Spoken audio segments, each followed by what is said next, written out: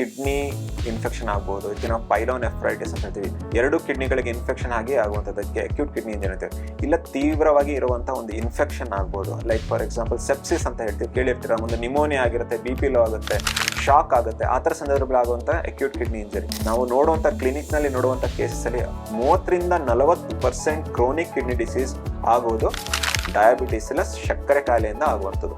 ಅದು ಹೊರತಾಗಿ BP ತೀವ್ರತೆ ಕಂಟ್ರೋಲಲ್ಲಿ ಇಲ್ಲದಾಗ ಸಹ ಕಿಡ್ನಿ ಡ್ಯಾಮೇಜ್ ಆಗ್ಬೋದು. ಈ ಕೈ ನೋವು, ತಲೆನೋವು, ದಿನಾಗ್ಲೂ ನಮ್ಮ ತಲೆನೋವು ಕಂಟಿನ್ಯೂಸ್ ಆಗಿ ತಗೊಳ್ಳುವಂಥ ಪೇನ್ ಕಿಲ್ಲರ್ಸ್, ಇಲ್ಲಾಂದ್ರೆ ಅಸಿಡಿಟಿಗೆ ಕೆಲವು ತಗೊಳ್ಳುವಂಥ ಮಾತ್ರೆಗಳು, ಈ ಥರದನ್ನು ನೀವು ತುಂಬ ಕ್ರಮೇಣವಾಗಿ ತಗೋತಾ ಹೋದಲ್ಲಿ ಕಿಡ್ನಿಗೆ ಡ್ಯಾಮೇಜ್ ಆಗ್ತಿರುತ್ತೆ. ನಿಮಗೆ ಅರಿವೇ ಇರೋದಿಲ್ಲ. ಲೇಟರ್ ಸ್ಟೇಜಸ್ಸಲ್ಲಿ ನಿಮಗೆ ಗೊತ್ತಾಗಕ್ಕೆ ಸ್ಟಾರ್ಟ್ ಆಗ್ತದೆ. ಈಗ ಪುನಃ ನಾವು ಅದನ್ನು ಎರಡು ಭಾಗದಿಂದನೇ ನೋಡಬೇಕಾಗುತ್ತೆ. ಯಾಕಂದರೆ ನಾನು ಹೇಳಿದಾಗ ಅಕ್ಯೂಟ್ ಕಿಡ್ನಿ ಇಂಜರಿ ಆಗ್ಬೋದು, ಒಂದು ಕ್ರೋನಿಕ್ ಕಿಡ್ನಿ ಡಿಸೀಸ್ CKD ಅಂತ. ಎರಡಕ್ಕೂ ಕಾರಣಗಳು ಬೇರೆ ಬೇರೆ ಇರ್ತವೆ. ಅಕ್ಯೂಟ್ ಕಿಡ್ನಿ ಇಂಜರಿ ಅಂತ ನಾವೇನು ನೋಡ್ತೀವಿ, ಮೆಡಿಕಲ್ ಏನಿರುತ್ತೆ ಇದ್ರ ಫೀಲ್ಡಲ್ಲಿ ನಾವು ನೋಡ್ತೀವಿ. ಅದರಲ್ಲಿ ಮೋಸ್ಟ್ ಆಫ್ ದ ಟೈಮ್ ಅದರಲ್ಲಿ ಏನಿರುತ್ತೆ, ಕಿಡ್ನಿ ಇನ್ಫೆಕ್ಷನ್ ಆಗ್ಬೋದು. ಇದಕ್ಕೆ ನಾವು ಪೈಲೋನೆಫ್ರೈಟಿಸ್ ಅಂತ ಹೇಳ್ತೀವಿ. ಎರಡು ಕಿಡ್ನಿಗಳಿಗೆ ಇನ್ಫೆಕ್ಷನ್ ಆಗಿ ಆಗುವಂಥದ್ದಕ್ಕೆ ಅಕ್ಯೂಟ್ ಕಿಡ್ನಿ ಇಂಜರಿ ಅಂತೀವಿ.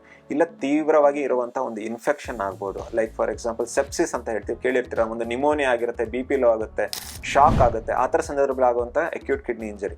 ಇದಕ್ಕೆ ನಾವು BP ಲೋ ಆಗೋದಂದ್ರೆ ಶಾಕ್, ಅಲ್ಲ ಇಸ್ಕಿಮಿಕ್ ATN ಅಂತ ಹೇಳ್ತೀವಿ. ಇದು ಇಸ್ಕಿಮಿಕ್ ಅಂದ್ರೆ ರಕ್ತ ಸಂಚಾರ ಕಡಿಮೆ ಆಗಿ ಕಿಡ್ನಿಗೆ ಆಗುವಂತ ಒಂದು ಅಕ್ಯೂಟ್ ಕಿಡ್ನಿ ಇಂಜರಿ. ಇಲ್ಲಾಂದ್ರೆ ಡಿಹೈಡ್ರೇಷನ್ ಆಗ್ಬೋದು. ನೀವು ನೋಡಿರ್ತಾರೆ, ಬೇದಿ ಆಗಿರುತ್ತೆ ಕೆಲವರಿಗೆ, ತುಂಬಾ ಯೂರಿನ್ ಬರೋದು ನಿಂತು ಹೋಗ್ತದೆ. ಅದರ ಅರ್ಥ ಡಿಹೈಡ್ರೇಷನ್ ಆಗಿ ಆಗುವಂತಹ ಒಂದು ಕಿಡ್ನಿ ವೈಫಲ್ಯತೆ. ಇದಕ್ಕೆ ನಾವು ಅಕ್ಯೂಟ್ ಕಿಡ್ನಿ ಇಂಜರಿ. ಈ ತರ ಏನು ಅಕ್ಯೂಟ್ ಕಿಡ್ನಿ ಇಂಜರಿ ಅಂತ ನಾವು ಪದ ಬಳಸ್ತೀವಿ, ಅದು ಯೂಶಲಿ ನಾವು ಏನ್ ತೊಂದರೆ ಇದೆ ಅದನ್ನ ಸರಿ ಮಾಡ್ತಾ ಇದ್ದಾಗೆ ಆ ಕಿಡ್ನಿ ವೈಫಲ್ಯತೆ ಹಾಗೆ ಸರಿ ಆಗುತ್ತೆ. ಫಾರ್ ಎಕ್ಸಾಂಪಲ್, ನಿಮ್ಗೆ ಈಗ ಬೇದಿ ಆಗಿದೆ, ಡೈರಿಯಾ ಆಗಿದೆ ಅಂತ ಅಂದ್ಕೊಳ್ಳೋಣ. ಅದನ್ನ ಡಿಹೈಡ್ರೇಷನ್ ಆದ ತಕ್ಷಣ ಅದಕ್ಕೆ ನಾವು ಏನು ಟ್ರೀಟ್ಮೆಂಟ್ ಕೊಡ್ತೇವೆ, ಅದಕ್ಕೆ ಫ್ಲೂಯಿಡ್ ಥೆರಪಿ ಕೊಡ್ತೇವೆ. ಅದು ಕೊಟ್ಟ ತಕ್ಷಣ ಕಿಡ್ನಿ ಸಹ ಹಾಗೆ ರಿಕವರಿ ಆಗ್ತಾ ಹೋಗ್ತದೆ. ಇನ್ಫೆಕ್ಷನ್ ಟ್ರೀಟ್ ಮಾಡಿದಾಗೆ, BP ಕಂಟ್ರೋಲ್ ಮಾಡ್ತಾ ಇದ್ದಾಗೆ, ಹೈಪೋಟೆನ್ಷನ್ ಏನಿರುತ್ತೆ, ಸೆಪ್ಸಿಸ್ ಏನಿರುತ್ತೆ, ಅದು ಕಂಟ್ರೋಲ್ ಆಗ್ತಾ ಇದ್ದಾಗೆ ಆ ಥರ ಸಂದರ್ಭದಲ್ಲಿ ಇರುವಂಥ ಅಕ್ಯೂಟ್ ಕಿಡ್ನಿ ಇಂಜರಿನೂ ಸಹ ಸರಿ ಆಗ್ತಾ ಹೋಗ್ತದೆ.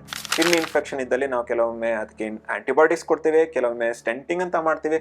ಈ ಥರ ಸಂದರ್ಭಗಳು ಸಹ ಅಕ್ಯೂಟ್ ಕಿಡ್ನಿ ಇಂಜರಿ ಸರಿ ಆಗ್ತದೆ. ಸೊ ಅಕ್ಯೂಟ್ ಕಿಡ್ನಿ ಇಂಜರಿ ಅಂದಾಗ ಯಾವುದು ಕಾರಣದಿಂದ ಅದು ಆಗಿದೆ, ಆ ಕಾರಣನ ಸರಿಪಡಿಸ್ಕೊತಾ ಇದ್ದಾಗ ಕಿಡ್ನಿ ಇಂಜರಿ ಸಹ ಸರಿಯಾಗುತ್ತೆ.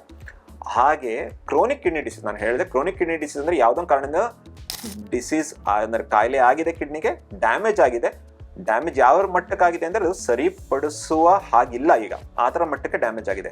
ಅದಕ್ಕೆ ಏನೋ ಒಂದು ಕಾರಣ ಇರಬೇಕು. ಆ ಕಾರಣ ಏನಿದೆ ಅಂತ ಫಸ್ಟ್ ಹುಡುಕ್ಬೇಕಾಗುತ್ತೆ. ಕ್ರೋನಿಕ್ ಕಿಡ್ನಿ ಡಿಸೀಸ್ ಅಂತ ನಾವು ಯಾವಾಗ ಪದ ಬಳಸ್ತೀವಿ, ಸಾಮಾನ್ಯವಾಗಿ ಇದು ಆಗುವಂಥದ್ದು ಡಯಾಬಿಟಿಸ್. ನಾವು ನೋಡುವಂಥ ಕ್ಲಿನಿಕ್ನಲ್ಲಿ ನೋಡುವಂಥ ಕೇಸಸ್ಸಲ್ಲಿ 30-40% ಕ್ರೋನಿಕ್ ಕಿಡ್ನಿ ಡಿಸೀಸ್ ಆಗೋದು ಡಯಾಬಿಟಿಸ್ ಇಲ್ಲ ಸಕ್ಕರೆ ಕಾಯಿಲೆಯಿಂದ ಆಗುವಂಥದ್ದು. ಅದು ಹೊರತಾಗಿ BP ತೀವ್ರತೆ ಕಂಟ್ರೋಲಲ್ಲಿ ಇಲ್ಲದಾಗ ಸಹ ಕಿಡ್ನಿ ಡ್ಯಾಮೇಜ್ ಆಗ್ಬೋದು. BP ಮತ್ತು ಶುಗರ್ ನೀವು ತಗೊಂಡ್ರೆ ಆಲ್ಮೋಸ್ಟ್ CKDಲಿ 50-60% ಜನಕ್ಕೆ ಇದೇ ಕಾರಣಗಳೇ ಸಿಗೋದು. ಬೇರೆ ಏನು ಕಾರಣಗಳೇ ಇರೋದಿಲ್ಲ. CKD ಏನಕ್ಕಾಯ್ತು ಅಂತ ನೋಡಿದ್ರೆ ಇದೇ ಇರೋದು.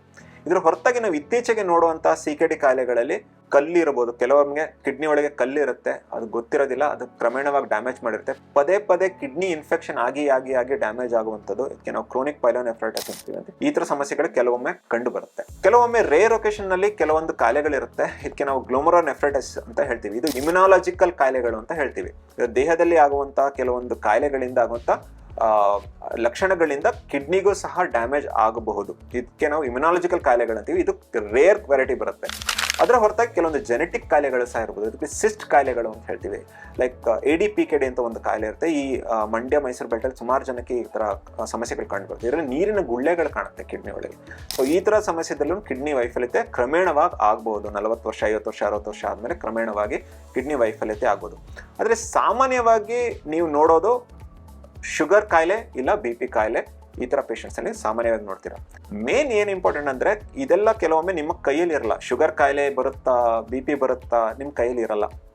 ಆದರೆ ಕೆಲವೊಮ್ಮೆ ಈ CKDಗೆ ಕಾರಣ ಏನಿರುತ್ತೆ, ನೀವು ತಗೊಳ್ತಿರೋಂಥ ಕೆಲವೊಂದು ಔಷಧಿಗಳು, ಇಲ್ಲಿ ಇದು ಡೇಂಜರ್ ಆಗುತ್ತೆ. ಏನು ಔಷಧಿಗಳಿಂದ ಆಗುತ್ತೆ?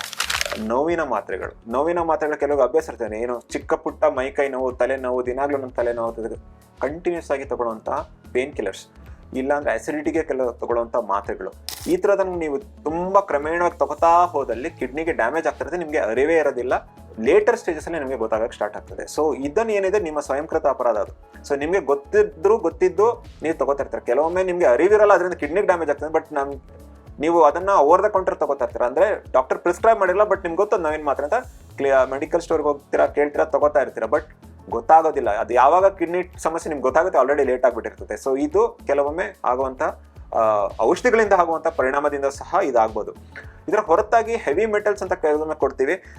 ನಾವು ತಗೋದು ಆಯುರ್ವೇದಿಕ್ ಮೆಡಿಕೇಶನ್ಸ್ ಅಲ್ಲಿ ಇರ್ಬೋದು, ಕಂಟಾಮಿನೇಟೆಡ್ ಮೆಡಿಸಿನ್ಸ್ ಇರ್ಬೋದು, ಕ್ವಾಕ್ಸ್ ಫಾರ್ ಎಕ್ಸಾಂಪಲ್. ಅವರು ಸುಮಾರು ಜನ ಇರ್ತಾರೆ, ಅವ್ರಿಗೆ ಅವರಿಂದ ತಗೊಳ್ಳೋಂಥ ಏನು ಮೆಡಿಸಿನ್ಸ್ ಇರುತ್ತೆ ಅದನ್ನು ನೀವು ಸೇವಿಸ್ತಾ ಇರ್ಬೋದು, ಇದರಿಂದ ಸಹ ಆಗ್ತಾ ಇರ್ಬೋದು. ಹೆವಿ ಮೆಟಲ್ಸ್ ಇರುತ್ತೆ, ಇಲ್ಲ ಯಾವುದೊಂದು ಟಾಕ್ಸಿನ್ ಇರುತ್ತೆ, ನಿಮ್ಗೆ ಗೊತ್ತಿರಲ್ಲ. ಸೊ ಅದರಿಂದ ಸಹ ಕಿಡ್ನಿ ಇಲ್ಲ ಲಿವರ್ಗೂ ಸಹ ಡ್ಯಾಮೇಜ್ ಆಗ್ಬೋದು. ಇದರಿಂದ ಸಹ ಕ್ರಮೇಣವಾಗಿ ಕ್ರೋನಿಕ್ ಕಿಡ್ನಿ ಡಿಸೀಸ್ ಆಗ್ಬೋದು.